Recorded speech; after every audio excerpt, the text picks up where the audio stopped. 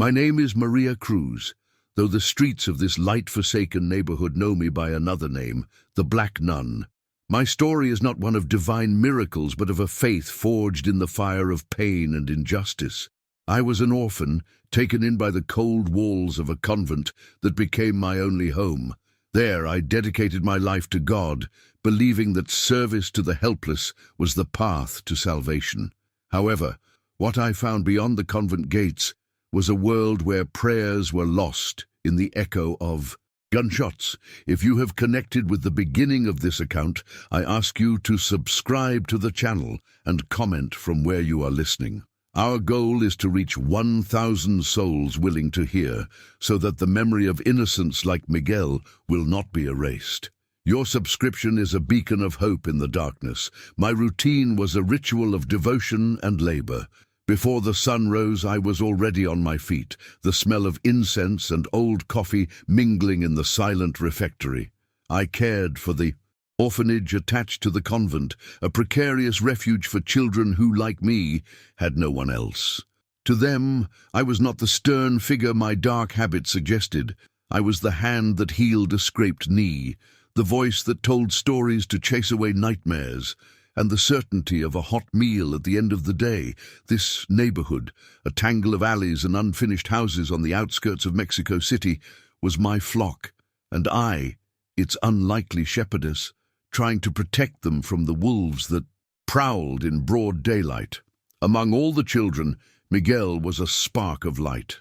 At 12 years old, he possessed a stubborn purity, a refusal to be contaminated by the brutality that surrounded him. His large, dark eyes still held the glint of innocence. I saw him as a son, a symbol of the goodness I believed could flourish even in the most arid soil. We would spend hours tending to the small garden behind the convent, and he would tell me his dreams of becoming a doctor, of one day being able to heal the wounds of our people.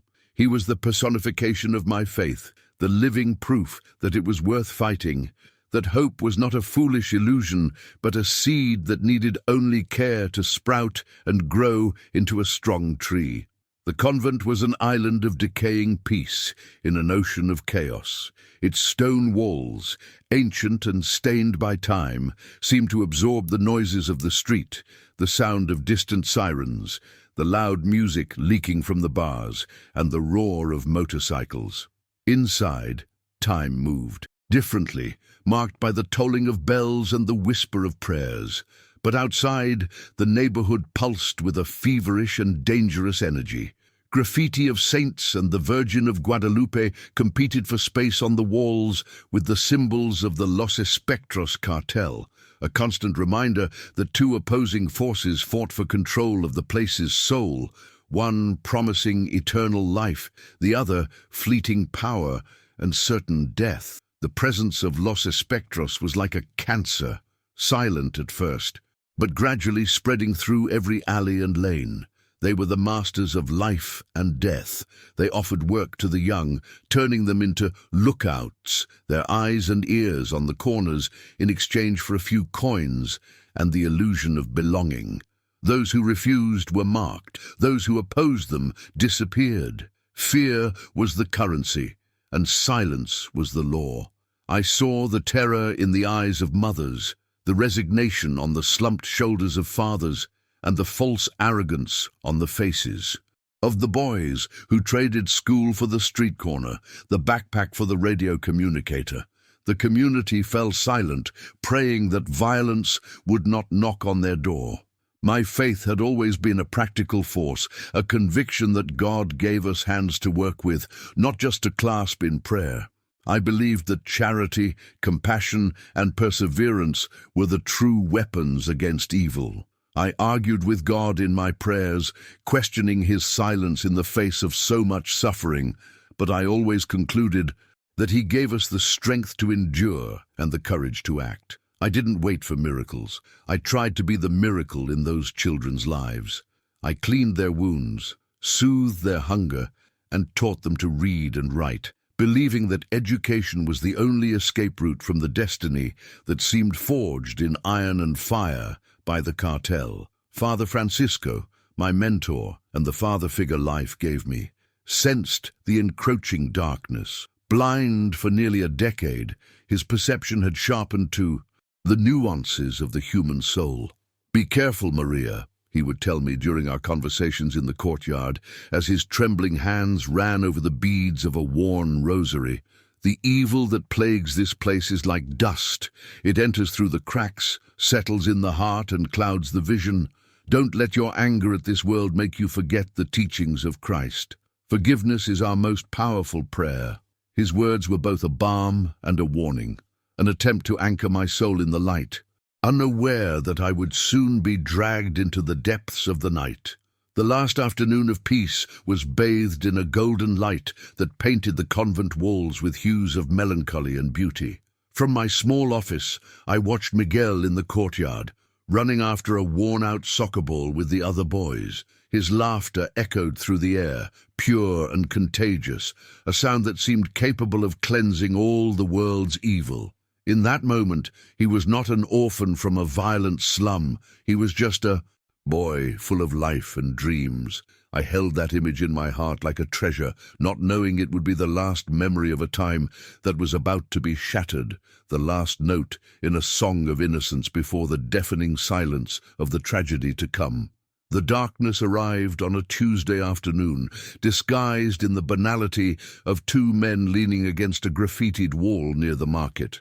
They were low-level members of Los Espectros, the poison of authority shining in their eyes. They cornered Miguel as he was returning to the convent with a bag of bread. The proposition was made bluntly, an ultimatum disguised as an invitation. He would be the new lookout for that street. Terror paralyzed the boy, but something inside him, a seed of dignity I had so carefully nurtured, made him lift his chin. With a trembling but firm voice, he refused. Sor Maria taught me that God gave us hands to build, not to watch over the destruction of others. That sentence, a pure echo of my teachings, was his death sentence. The hours dragged on with the slowness of a nightmare. The chapel bell rang 6 times, and Miguel did not return. A sharp, prophetic chill ran down my spine. I went out to look for him, my name echoing through the rapidly darkening alleys. People averted their gaze, doors closed as I passed, and the community's silence was a collective confession of fear. I found him in the most cruelly symbolic place they could have chosen, slumped at the entrance of our small chapel like a profane offering. His small body was curled up, the bag of bread scattered beside him. In his hand, still clutched tightly, was the small wooden cross I had given him. The purity of his faith confronted with the most abject brutality. The arrival of the police was a painful farce. 2 patrol cars, lights flashing, tore through the night with an urgency not reflected in their occupants' gestures. Detective Campos, a man whose face carried the weight of every misfortune in that neighborhood, looked genuinely exhausted by the tragedy. His colleagues, however, acted with bureaucratic indifference. They took my statement with disdain, their questions implying that Miguel, a 12-year-old boy, had been looking for it. When I uttered the name Los Espectros, they exchanged a knowing glance. "Without witnesses, Mother, there's no case. It's your word against the wind," one of them said, washing his hands of it and sentencing Miguel's death to official oblivion. After they took his body and the yellow tape was removed, I was left alone with the dark stain that desecrated the entrance to the house of God. With a bucket of water and a cloth, I began to clean my boy's blood. Every motion was a ritual of pain and farewell.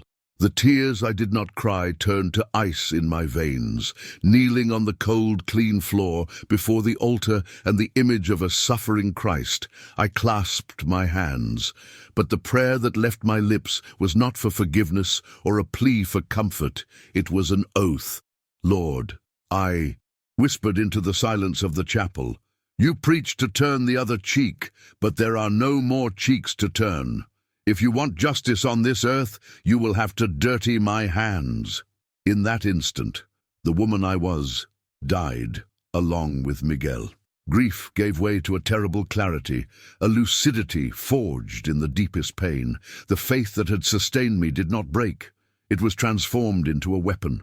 I understood that my passive prayers were an insult to his memory.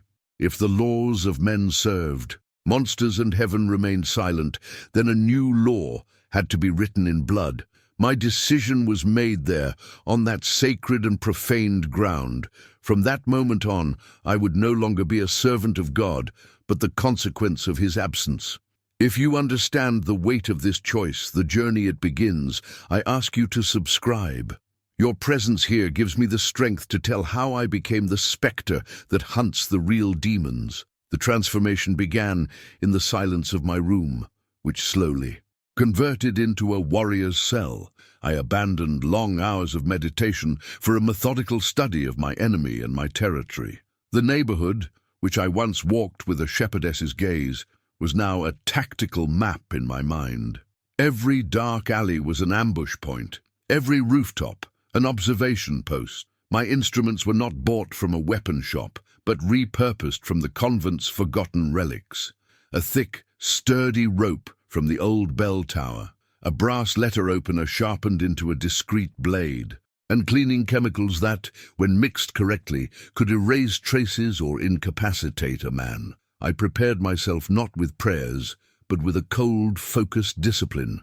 My first target was a corner dealer named Chui, a worm who specialized in recruiting the youngest boys, offering them colorful sneakers in exchange for their souls. I watched him for 3 days, learning his route home, his stops, his weaknesses. Fear was a frozen knot in my stomach, a constant whisper reminding me of my fragility. Of the nun, I still was beneath the fury, but the image of Miguel's pale, lifeless face was a fire that burned brighter, consuming every particle of hesitation. Vengeance was a dark sacrament, and I was about to have my first communion with the violence I had so despised. The night I intercepted him was moonless, a complicit darkness that swallowed sound and light. When I stepped out of the shadows of an alley, my black habit making me look like an apparition, Chui froze. The terror in his eyes was the first confirmation of my power. He didn't see a woman, but an omen.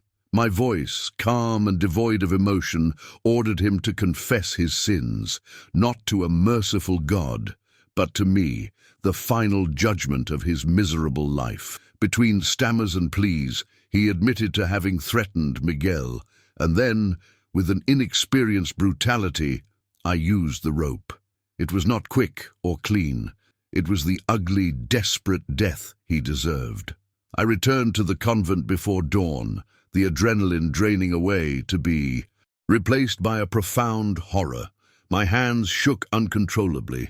I knelt in the bathroom and vomited, my body expelling the violence my soul had been forced to absorb. I washed my hands with a helpless fury, scrubbing the skin raw as if I could erase the touch of the rope, the sensation of life being extinguished by my strength. I looked at my reflection in the cracked mirror and did not recognize the woman staring back. Her eyes had the hardness of steel, the coldness of a tomb. I had crossed a line, and I knew I could never go back. The news spread like a silent plague. Chui's body was found at dawn, and although no one spoke of it openly, the story was told in whispers, in the markets, and in the lines for water. The description was always the same: a shadow in a saint's dress, a ghost that brought penance.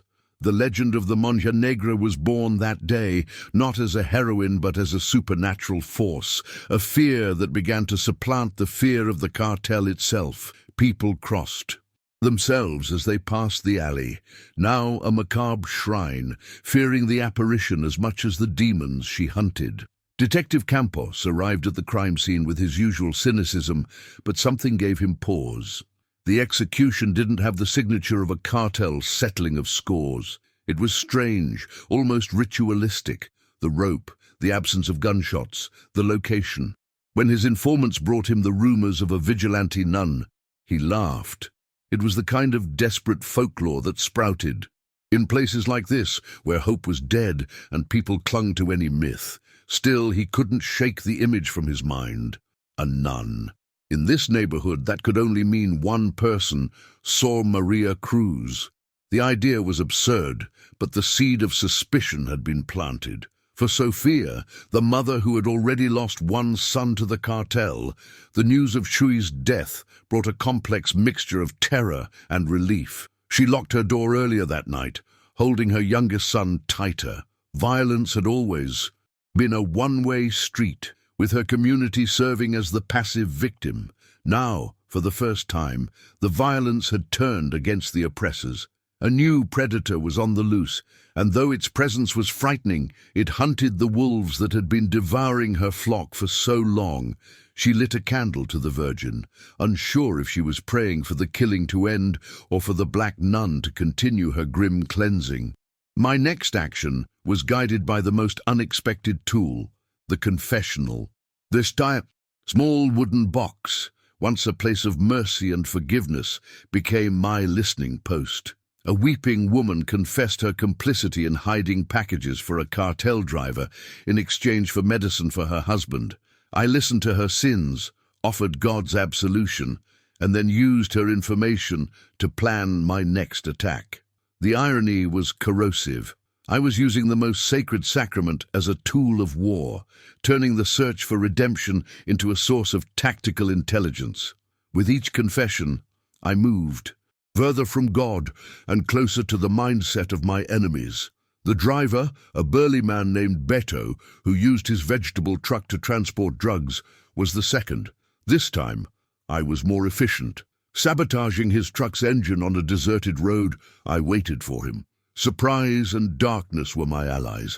The execution was quick, precise, with the sharpened blade of the letter opener. I was learning, adapting to the logic of the hunt. My heart still pounded, but my hands were steady. Remorse still visited me during the long, sleepless nights, but it was muffled by a sense of purpose, by the twisted belief that I was rebalancing a terribly unjust scale. With each act, I refined my code. I was not an indiscriminate killer. I was a judge. On each body, I left a small wooden cross, the same kind Miguel had been clutching when he died. It was my signature, a message for the cartel and the community. It made it clear that this was not random violence, but a deliberate act of divine retribution. My most important rule, however, was the protection of innocence. I aborted a planned attack on an extortion collector because his young son was in the car with him. The life of a child was the moral boundary I refused to cross, the last vestige of the woman I once was. News of my actions reached the ears of Ricardo El Silencio Vargas. Sitting in his luxurious ranch far from the filth of the streets he controlled, he was at first amused by the story of the ghost nun, a macabre fairy tale. But Beto's death and the disruption of his distribution line made him realize the threat was real. The assassin's audacity and efficiency intrigued him. He wasn't angry, he was offended. Someone had dared to challenge his power in his own territory. With a terrifying calm, he ordered his men to find this phantom and bring it to him, wanting to look into the eyes of the one who dared to hunt his men. In the convent, Father Francisco felt the change in me. He could not see the darkness in my eyes, but he could feel it in my presence. I was quieter, more distant. My participation in Mass was mechanical, and my hands, which he held during prayers, were rough and calloused. "There is a cold anger in this neighborhood, Maria," he told me one day, his blind head turned toward me. "A justice that does not come from God. I pray it has not found shelter in your heart." His words were like needles, touching the exposed nerve of my guilt. I would change the subject, but I knew that he somehow saw the truth. I was becoming what I hunted. The nights were filled with nightmares where I saw Miguel's face, but when he turned to me, his eyes were those of Chuy, full of terror. Violence was a drug, and with each execution I needed more to satisfy the thirst for justice that had become indistinguishable from a thirst for blood. The line between vengeance for Miguel and the extermination of evil had been completely erased.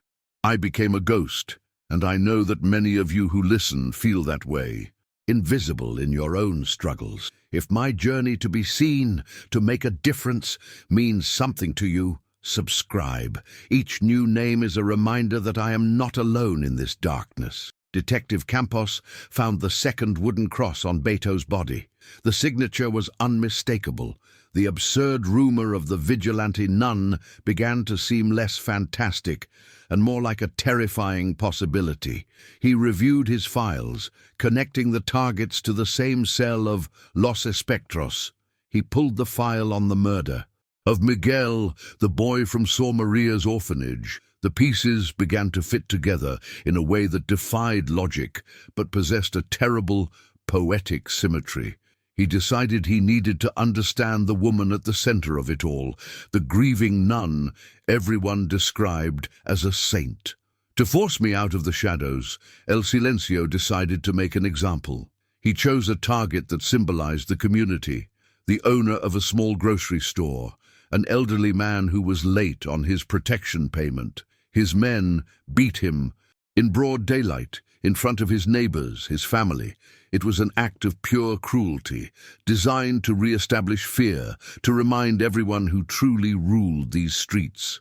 He wanted to show that no guardian angel could protect them, that the only real power was his, and that hope was a weakness that would be punished with savagery. El Silencio's act had the opposite effect on me. The sight of the old shopkeeper's broken body did not intimidate me. It ignited a fire in my soul. The community's pain was my pain, and their humiliation was a personal insult. My mission, which had begun as vengeance for one boy's death, now expanded. It was no longer just about punishing, but about protecting. I was the only one who could and would fight them. El Silencio wanted to draw me out, and I would go to him, but not as a moth to a flame. I would be the fire that consumed his darkness once and for all. My next target had to be bigger, a blow that would truly hurt them. I chose one of El Silencio's lieutenants, a man known as El Perro, for his sadistic loyalty.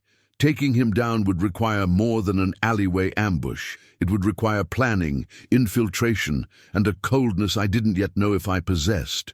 I would have to get closer to the monster, enter his world, use his own tactics of deceit against him. It was an immense risk, one that would lead me closer to the heart of the cartel and even further from my own salvation. I discovered that El Perro's mother was in a public hospital, fighting a terminal illness. My habit was the key. As Sor Maria, I visited her, offering prayers and words of comfort. I sat by her bedside for hours, listening to her stories about the son she still saw as a little boy, not the monster he had become. Every word of solace I offered that old woman was a lie, a vile manipulation to learn the schedule and habits of her son. The weight of that duplicity was crushing, a new layer of sin on my already burdened soul. With the information I gathered, I set a trap. I used a disposable phone to send an anonymous message to El Perro, pretending to be one of his men with information about a traitor at an abandoned warehouse in the industrial zone. His arrogance and paranoia were his greatest weaknesses, and I exploited them without mercy. I prepared the location, creating a labyrinth of shadows and blind spots, turning the decrepit space into my own hunting ground. I waited for him, my heart hammering against my ribs, the rosary wrapped around my fist like a weapon. The confrontation with El Perro was an explosion of brutal violence. He was bigger, stronger, an animal accustomed to inflicting pain. My faith did not give me superhuman strength. I had to fight with cunning and desperation. I used the environment to my advantage, knocking over shelves, blinding him with dust, moving through the shadows I knew so well. It was an ugly, deadly dance, filled with pain and the sound of breaking bones. He wounded me, cutting my arm with a knife, but the pain only sharpened my focus, turning fear into a wild, concentrated fury. When I finally overpowered him, as he lay gasping at my feet, a darkness took hold of me. I saw in his face the same terror he had inflicted on so many others, and a part of me reveled in it. For a moment I considered torturing him for information about El Silencio. In that instant, In the reflection of a dirty puddle on the floor, I saw my own face contorted with rage, and it was the face of a demon. The horror of my own image made me pull back. I executed him quickly, not out of mercy, but to save myself from the monster I was becoming. The murder of a lieutenant like El Perro was a declaration of war. Detective Campos, investigating the crime scene at the warehouse, found traces of ammonia and other unusual cleaning agents, the same kind used for maintenance at the old convent. The connection was tenuous, but for him, it was the missing piece. The absurd theory was no longer a theory. He had no concrete proof, only a terrible, unsettling certainty. He knew he had to confront Sor Maria, not as a cop to a witness, but as a man before a force he could not comprehend. That same night, tormented by my own brutality, I sought out Father Francisco. In the silence of the confessional, I didn't ask forgiveness for my actions, but described the struggle of a lost soul who fought darkness with more darkness. I spoke of the fear of becoming the very evil one fights. He listened patiently, his silhouette motionless on the other side of the screen. When I finished, he offered no penance or words of comfort. He only whispered an old warning. He who fights with monsters should look to it that he himself does not become a monster. And when you gaze long into an abyss, the abyss also gazes into you. The next day brought Detective Campos's visit. He found me tending the roses in the convent garden. Our conversation was a careful dance of unspoken words. He spoke of the violence plaguing the neighborhood, of the loss of faith in justice, his eyes studying me, searching for a crack in my serene facade. I answered with pious platitudes, speaking of prayers and the strength of the community. He knew I was lying. I knew he knew. It was a stalemate, a silent acknowledgement between two people on opposite sides of a law that no longer made sense. Confirmation of my path came from where I least expected it. Sophia sought me out, not with fear, but with a restrained gratitude. She told me her youngest son had started playing in the street again, that the cartel's men had vanished from their corner since the shadow began her work. Whoever it is, may God bless them, she said, her eyes full of tears. Her words were both a knife and a balm. They assured me that my sacrifice was creating a haven of peace for the innocent, but they also solidified my tragic destiny. For them to live in the light, I would have to dwell in the darkness forever. The information I needed came through. The fear of a dying man, one of El Silencio's thugs I had cornered in an alley. With his last breath, he revealed his boss's only weakness, his devotion to his deceased mother. Every year, on the night of the Dia de los Muertos, Ricardo Vargas went to the cemetery alone to honor her memory. That night, the city was transformed. The cemetery was alive, a sea of candles and marigold flowers, the air thick with the smell of copal and the sound of melancholic guitars. I moved among the families, celebrating their dead, a patch of darkness amidst the vibrant celebration of life and memory, a ghost with a profane purpose on a sacred night. The Vargas family mausoleum was an affront of marble amidst the humble graves, isolated on a wind-swept hill, and there he was, a tall, dark silhouette against the hundreds of candles adorning the tomb. True to the rumor, he was alone, stripped of his soldiers, vulnerable for the first and perhaps only time in his life. I approached with the silence I had learned in the pre-dawn hours of the convent, my feet making no sound on the petal-strewn ground. The festival music became a distant hum. There, on that small piece of holy ground, the world was reduced to the two of us, a final confrontation between broken faith and corrupt power, surrounded by the silent spirits of the past. He sensed my presence, the way an animal feels a change in the wind. He turned slowly, his eyes meeting my habit not with surprise, but with a cold, amused curiosity. "So it's true," he said, his voice calm, with a hint of contempt. The ghost nun. Tell me, mother, where was your God when the boy you loved was executed? The same place he was when the doctors gave up on my mother. The sky is empty. You're praying to nothing. His words were blades, designed to sever the foundation of my conviction, to reduce me to a foolish fanatic, another victim of the hopelessness he himself helped to sow. But the woman he faced was no longer a servant of God. I had walked through a desert of pain and emerged on the other side, transformed. My voice, when I answered, was as calm as his, but it carried the weight of granite. You're right. Heaven was silent, I said, taking a step forward, unwrapping the rosary from my fist. But I am not a messenger from God. I have not come to bring a word of comfort or a promise of salvation. I faced him, and for the first time, I saw a flicker of uncertainty in his eyes. I am the consequence. I am the echo in the void.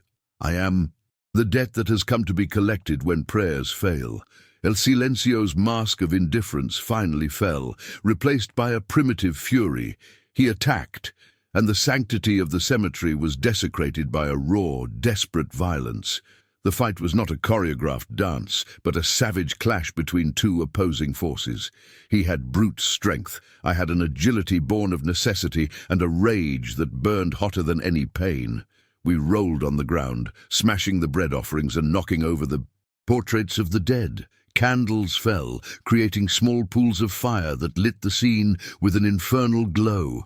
It was a battle for the soul of the neighborhood, fought upon the bones of its ancestors. I was wounded, a deep cut on my shoulder, staining my habit red, but my determination was unbreakable. I used his weight against him, exploiting an opening and bringing him down with a strength that surprised me. He fell at my feet, the great El Silencio, gasping and defeated, looking up at me with a mixture of shock and hatred. In that instant, seeing him stripped of his power, I understood the true cost of justice. To extinguish a monster, I had become a spectre of myself, sacrificing my soul's peace for the peace of my people. If you believe that some sacrifices are necessary, that some stories deserve to be told to the end, your subscription helps me carry this torch forward. I knelt over him, the weight of my body pinning him to the ground.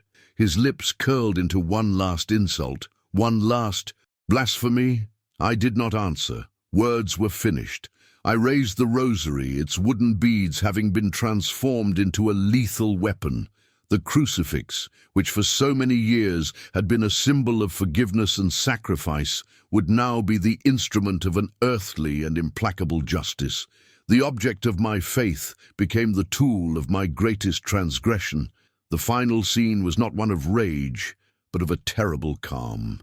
The sound of the distant celebration returned to fill the void as the man whose nickname was the Silence was at last silenced forever. The death of Ricardo Vargas was not celebrated with fireworks, but met with a stunned silence. The news spread like a whisper, and the empire of fear he had built crumbled just as quickly. Without his brutal leadership, the Los Espectros cell fragmented. The remaining lieutenants either fled or turned on each other in a fratricidal power struggle that quickly extinguished itself. A precarious calm, which no one dared to name, descended upon the neighborhood. Children began playing in the streets until dusk again. Shops stayed open later. The fear did not vanish completely, but it retreated into the shadows, becoming a ghost of itself, just like me. I had won. I had brought peace. But upon returning to the sacred walls of the convent, I discovered the war had followed me home. The silence that now filled the streets outside echoed the vast quiet that had settled in my soul. I had expected to feel relief, catharsis, perhaps even a nod of divine approval. Instead, I found only emptiness. The connection to God that had defined my entire existence had been severed. I prayed, but my words were hollow, devoid of faith. I had accomplished my mission, avenged Miguel, and liberated my people, but the price had been my own soul. I traded salvation for justice, and God's silence was both my reward and my punishment. There was no longer a place for me there. The black habit that had been my armor and my disguise now felt like a grotesque costume. How could I preach forgiveness with hands that had taken lives? How could I offer comfort when my own spirit was a desert? I made my decision in the pre-dawn gloom. I said goodbye to no one, except Father Francisco. I found him sleeping peacefully in his old armchair. For a moment I envied his peace, his unshakable faith. I left a simple note beside him containing only one word: goodbye. It was a final act of love, sparing him the truth of the monster, his spiritual. A daughter had become, dressed in the simple clothes of a civilian, a faded blouse and dark trousers. I walked out of the convent gates for the last time. I carried only a small cloth bag with what little money I had and no other luggage, for my true burden was invisible and eternal. The woman who was Sor Maria Cruz, the legend who had been the Black Nun, died that morning. I became just another anonymous face in the crowd. At the end of the street, I paused and looked back one last time, my gaze fixed on the stone cross atop the church tower. I felt no sadness or longing, only the cold acknowledgement of a closed chapter, a symbol of a path I had chosen and abandoned. I turned my back on the only home I had ever known and walked toward the beating heart of Mexico City, letting myself be swallowed by the river of humanity. What the future held, I did not know. Perhaps a life of silent penance, or perhaps there were other monsters in the world that needed hunting. My story ends here, on an ordinary street with no final resolution. I don't know if I found justice or just a deeper form of damnation, but I know that my voice, my pain, and my fury were heard, and it was thanks to you. If accounts like mine are to continue to echo, your subscription is what keeps the silence from winning. Thank you for walking with me in this darkness.